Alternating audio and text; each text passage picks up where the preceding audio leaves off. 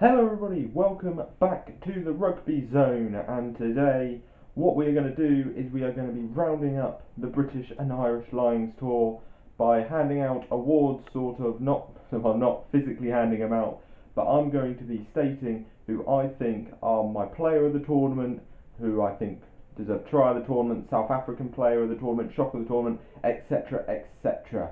So it's going to be a sort of an award ceremony sort of thing. I don't really know how to describe it other than that, so but let's get on with it and go straight into the first award I'm going to be giving out. So first off, let's start off with shock of the tour. Now, all sort of dark horse of the tour, but for me there were a couple, and this is sort of a player-based thing.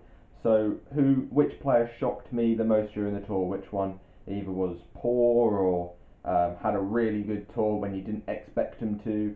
Now there's plenty who were involved in that for me, but for me the shock of the tour, the dark horse of the tour, was Adam Beard from Wales. Now he wasn't even in the starting squad, didn't get picked for the main squad by Gatland. He came in as an injury replacement for Alan Wynne-Jones, of course, and at the time, even that was a shock. You know, people were thinking Johnny Gray, James Ryan probably deserved to get in over him as well, and yeah, even I did. I thought that James Ryan would probably get that spot instead of Adam Beard. I didn't think Adam Beard would get anywhere near the Lions tour, but he did. He got his opportunity, and boy, did he take it. He was definitely, for me, one of the dark horses of the tour. Whenever he played, he was everywhere. He was a fantastic player throughout. In the rucks, ball in hand, just everything. He took everything and just gave everything as well. And he was even probably for me better than some of the other second rows that were actually picked to go on tour to start off with. And it shows how good he was during the tour that he actually managed to get picked on the bench for the third and final test against South Africa. I wouldn't have expected that when he got called in. I don't think anyone would have expected that even before the Lions team was announced. Like before the Lions team was announced, if you have told me that Adam Beard would be in the starting 23 in the final test against South Africa, I'd be laughing my head off. But boy, did he deserve it, to be fair. And he took his chance. Yeah, he didn't get too much game time in that final test, but he deserved to be there nonetheless. And I think he really showed why he deserved that Lions spot when most people were doubting him. And for me, that reason gives him the shock or dark horse of the tour award from my point of view. So yeah, Adam Beard was my shock of the tour. Now moving on, the next one I'm going to give out will be game of the tour. So game of the tour. This also includes the other games, so the warm-up games as well. And the game I am going to pick is going to be a warm-up game because let's face it, the three tests against South Africa, they weren't the most exciting games in the world. They were typical international test matches, which were just dogging it out, um, bit for bit, just grinding out victories. That's all the three tests really were. Nothing really exciting about them. And I am going to pick a warm-up test for this. And my game of the tour is going to be the second game against Sharks. So the British and Irish Lions when they play the Sharks for the second time. Now this, for me, is the game of the tournament mainly because of how the game panned out. Yes, the last half an hour of that game were poor.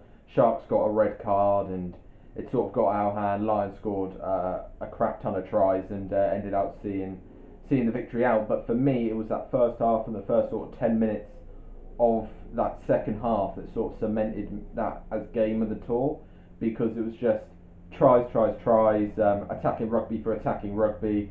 The Sharks were showing their own against the Lions. The Lions were showing their attacking prowess. The Sharks were showing their attacking prowess, and it's those sorts of games that you just really enjoy watching. And it's those sort of games that, as a neutral, and because it's the British and Irish Lions, it's a big event. Neutrals would be watching the game. New rugby fans will be watching those games, and then those sorts of games will sort of I don't really know how to explain it, but they will resent with those new fans, and they'll think, "Oh my God, this is a fantastic game," and that's how rugby should be played in an attacking style, tit for tat, just giving it everything on an attacking platform. And I think that's what that Sharks game was. And I really enjoyed watching that game. Even as a Lions fan, being a bit nervous that, oh my god, we might get beaten by a South African club team, and we didn't in the end. But it's just the fact that the Sharks showed their own as well, and showed that they weren't going to go down without a fight, which was good to see, especially after the game that prior to that, because played the Sharks twice. The first game was obviously a bit of a rout, so it was good. It was a very good game, and for me, that was the best game of the tournament. Definitely higher up than those three tests, and I'm pretty sure everyone else will agree with that. Because those three tests, they weren't the most exciting games in the world. They were typical international grinding test matches. But yeah, for me, the British and Irish Lions versus the Chelsea Sharks. Second game is game of the tour. So next on the list is try of the tour. Now, for me, try of the tour isn't going to go to any of the tries against South Africa. Considering not many were scored against South Africa anyway, they were practically the same sort of tries. But for me, it's going to go to a warm-up game, and it's going to go to the speed merchant himself, Louis Rees-Zammit. His try against the Sigma Lions, for me, is try of the tour. Now, there's a couple more that could be thrown in there as try of the tour. I think there's quite a few, but the majority of them were mainly run-ins against the in the warm-up games, and of course the ones against South Africa were very much grind it out tries, 5 meters out, blah de blah de blah. But this one, Louis Rees-Zammit against the Sigma Lions, the first try that was scored against them. It was just the interplay really, and the kicking as well. It was everything all in one. So you had Jamie George bamboozling the defenders, turning around, giving a nice little offload to Owen Farrell, who flings out a pass to Chris Harris, who then puts in one of the best chips, brilliant chip, and Louis Rees-Zammit just speeds past the defensive line, picks up that ball, and goes and dots it down. Yeah, it's not a magnificent try, but to be fair, there weren't really many standout tries in this tour, not like we had in New Zealand a couple years ago with Sean O'Brien's try, which was just one that sticks in your head forever. There was none like that, but this for me was the best one. It just had a bit of everything: the offloading, the passing. Everyone was involved.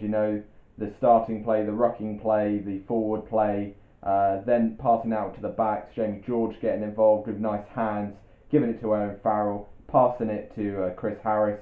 A nice 2-on-1, chips over the top of the winger, and Louis Rees-Zammit picks it up and in for the try. It was just a fantastic one, and for me, was the main one that stood out as a try of the tour.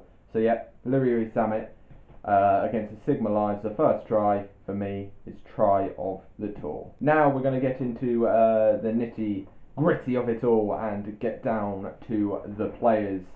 Now we're going to start off with a South African shout out. So we're going to do a South African player of the three tests of the series.